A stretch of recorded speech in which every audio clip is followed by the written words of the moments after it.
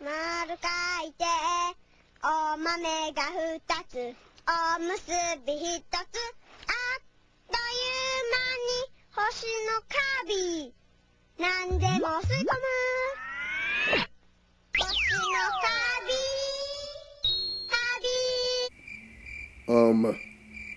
What the hell did we just watch?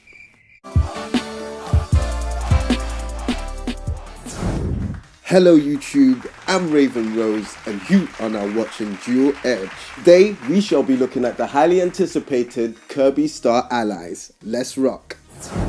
When you think about all of Nintendo's franchises, Kirby has definitely been a mainstay. With his unique character design and off-the-wall abilities, it's clear that Kirby is a gaming icon. And with the Nintendo Switch riding high on sales, is this Kirby's time to shine? When it comes to describing the graphics in Kirby Star Allies, the only word that can be used is polish. Each one of the levels, characters, enemies, power-ups, etc. has been designed with an extremely obsessive level of detail, the type of which lends a new interesting take to series staples and levels that we may have seen before in prior games. Now, the colourful aesthetic may not be for every hardcore gamer, but if you do like this kind of art style, it really jumps off the page due to the excess level of polish and overall care from the developers. Up until now, the Kirby franchise has relied on platforming and the general use of its copying mechanic to keep the gameplay fresh.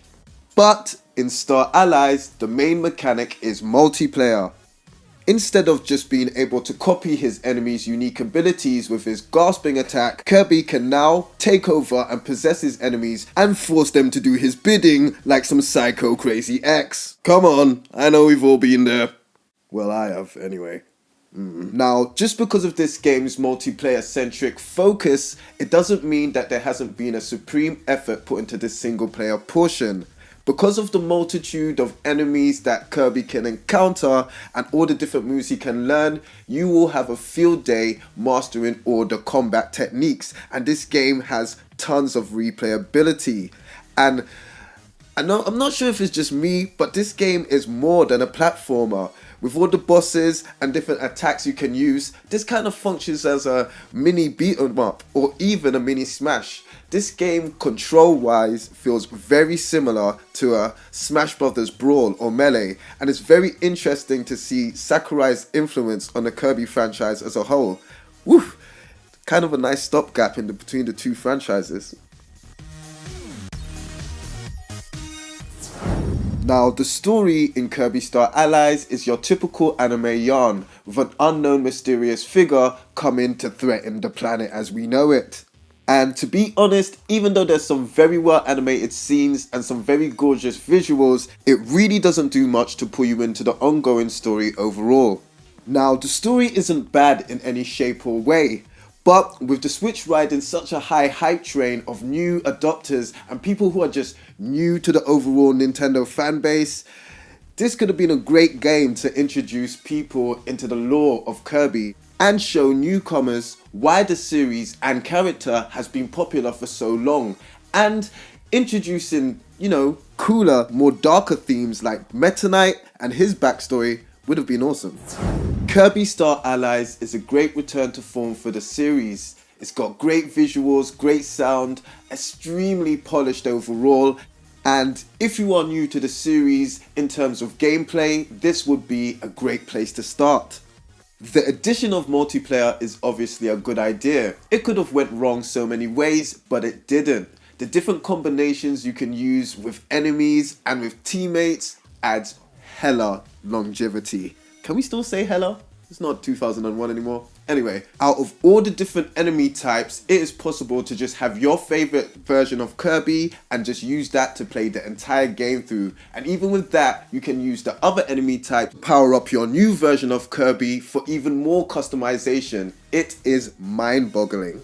But I guess all that deepness and customization does come at a price. Now, the overall game does feel a little bit on the easy side, and with there only being 4 to 5 planets, it's quite easy to see everything within a day. But there are other mini games included in this package and the promise of free DLC to keep this an even more better proposition.